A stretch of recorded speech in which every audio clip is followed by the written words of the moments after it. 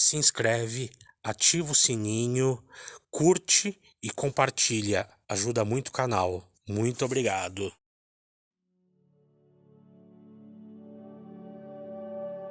Espiritismo e Umbanda, diferenças e similaridades. Espiritismo e Umbanda são a mesma coisa? Existem espíritas kardecistas e espíritas da Umbanda, além de umbandistas? Eu vou explicar para vocês tudo isso agora nesse vídeo.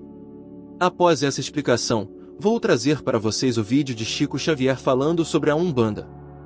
Bom, eis uma questão que gera muita confusão entre as pessoas: Espiritismo e Umbanda. Será que são a mesma coisa? Umbanda é um ramo do Espiritismo? A Umbanda é uma religião espírita?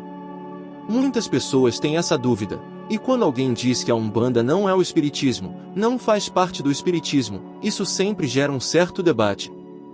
Curte, comente e compartilhe, assim você estará ajudando na divulgação da doutrina espírita. Divulgar a doutrina espírita também é um ato de caridade.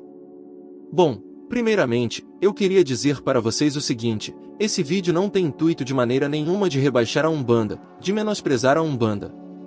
Muito pelo contrário. É um vídeo que abraça a todos mesmo, todo mundo que quer realmente se instruir. De maneira nenhuma, a sabedoria não é minha. A sabedoria é dos espíritos. Eu sou apenas o mensageiro que trago essa sabedoria deles para vocês. Eu gostaria de deixar isso bem claro aqui. Eu sempre vou fazer esse levantamento, esse resumo, essa explicação do contexto para que os irmãos que aqui estão e não têm conhecimento sobre o assunto possam ter. Essa é a proposta do nosso canal. Nosso por quê? Porque ele é meu e de vocês também. Porque sem vocês, esse canal não existiria. Bom, a Umbanda surgiu lá na cidade do Rio de Janeiro e foi fundada por Zélio Fernandino de Moraes, um espírito conhecido na Umbanda como o Caboclo das Sete Encruzilhadas, que o auxiliou na fundação da nova religião. Rapidamente, a Umbanda se espalhou por todo o Brasil e até por alguns países da América Latina. A palavra Umbanda pertence ao vocabulário quimbundo de Angola e significa a arte de curar. A religião se baseia na luz, na caridade e no amor ao próximo, tendo Jesus como seu modelo e guia espiritual. Mas existe então o espiritismo umbandista? O espiritismo de Umbanda? A Umbanda é uma religião espírita? E a resposta pessoal é não. Ela não é uma religião espírita. Por mais que na primeira metade do século XX, o espiritismo tenha sido muito perseguido no Brasil, inclusive sendo proibido de acordo com o nosso primeiro Código Penal republicano, a Umbanda sofria perseguições e preconceitos ainda maiores. Estamos falando de uma época em que não havia passado muito tempo da libertação dos escravos. Mesmo assim, o espiritismo, sofrendo perseguições, era mais aceito no meio da sociedade brasileira, principalmente entre a elite letrada. Por isso, os primeiros líderes intelectuais da Umbanda se diziam seguidores do espiritismo de Umbanda. Mas nós sabemos que só existe um espiritismo, que é o espiritismo codificado por Allan Kardec. Expressões como espírita kardecista ou mesmo kardecista e espírita de Umbanda ou espírita umbandista são expressões ou denominações, melhor dizendo, que são erradas. Agora, o espiritismo e a Umbanda, eles possuem semelhanças, pontos em comum.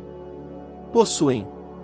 Por exemplo, ambas são espiritualistas, ambas acreditam em Deus, as duas têm o nosso Mestre Jesus como guia e modelo. Espiritismo e Umbanda utilizam práticas mediúnicas. Ambas acreditam na reencarnação, e o Espiritismo e a Umbanda praticam a caridade. Mas há também pontos divergentes entre Espiritismo e Umbanda, por exemplo, em relação ao uso de imagens. O Espiritismo não admite o uso delas, já a Umbanda utiliza imagens e altares. Em relação ao culto material, no Espiritismo não existe esse tipo de culto, já na Umbanda existe. Em relação à codificação realizada por Allan Kardec, o Espiritismo é regido pelas obras da codificação. Já a Umbanda não é. Em relação aos sinais cabalísticos e símbolos, o Espiritismo não usa nenhum sinal cabalístico e nenhum símbolo. Já a Umbanda utiliza, como por exemplo, os pontos riscados. Em relação às funções sacerdotais, o Espiritismo não adota nenhuma forma de parâmetros e nesse tipo de formalismo ou formalidade. A Umbanda adota. Outro ponto divergente é que a Umbanda já nasceu como uma religião, por intermédio da comunicação do espírito caboclo das 7 encruzilhadas. Já o Espiritismo, pessoal, ele não nasceu como uma religião, pois, segundo Allan Kardec, o Espiritismo se define como uma doutrina filosófica e moral. Esse vídeo então é uma forma de rebaixar a Umbanda de alguma maneira? De denegrir a imagem da Umbanda? Por dizer que ela não é uma religião espírita? Claro que não. Em hipótese alguma. Essa não é a intenção desse vídeo. Todas as religiões são extremamente importantes. No nosso atual grau de evolução, nós, aqui encarnados no planeta de provas e expiações, é importante que existam várias religiões. Porque cada uma delas abraça os diferentes níveis de consciência reencarnados aqui na Terra. Mas, note, esse nível de consciência que estou dizendo não tem nada a ver com o nível moral, com o nível de adiantamento espiritual. Não é nada disso. Mas religião nenhuma é sinal de maior ou menor capacidade do intelecto humano ou de espiritualidade, moral ou do que quer que seja nesse sentido. Cada religião tem a sua importância na medida em que direciona os seus adeptos à reforma moral, a serem pessoas melhores. Precisamos entender também que na espiritualidade, no plano espiritual, não há religiões. A única coisa que há é o amor. Como é esperado, aqui está o que Chico Xavier disse sobre a Umbanda. Ele disse em entrevista ao programa Pinga Fogo da extinta TV Tupi, no ano de 1971. Então, aqui está o vídeo que eu disse que iria trazer para vocês. O senhor acha que os espíritos que se manifestam nos terreiros de Umbanda, dizendo-se guias de cura, pretos velhos, índios, caboclos, são espíritos evoluídos da luz?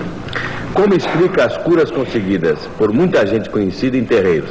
Será que o mal pode apresentar-se através do bem, ou então tomando a sua forma? Nós respeitamos a religião de Umbanda como devemos respeitar todas as religiões. A noite avança e o programa continua e nós estamos preocupados com o tempo que estamos roubando à TV Tupi e aos nossos amigos do auditório. Mas vamos recorrer ao caso das leis kármicas. Nos séculos passados, nos 3, 4 séculos passados, nós, vamos dizer coletivamente, não estamos falando do ponto de vista individual, mas na condição de brasileiros, buscamos, no berço onde nasceram, milhões de irmãos nossos reencarnados nas plagas africanas, para que eles servissem as nossas casas e as nossas famílias, instituições e organizações na condição de alimárias.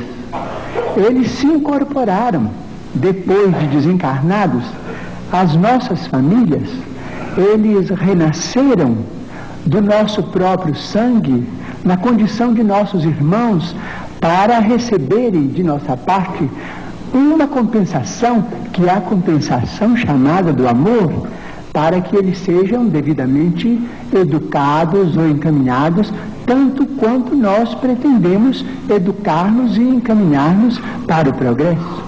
Então temos a religião de Umbanda, que vem como uma organização dos espíritos, recentemente, porque 4 séculos é um tempo curto nos caminhos da eternidade, recentemente trazidos para o Brasil, eles organizaram agora, seja numa condição ou noutra. Nós no Brasil não conseguimos pensar em termos de cor, nós todos somos irmãos, de modo que eles organizaram uma religião sumamente respeitável também. Eles também veneram Deus com outros nomes, veneram os emissários de Deus com outros nomes. Respeitamos-los todos e acreditamos que em toda parte onde o nome de Deus é pronunciado, o bem pode se fazer.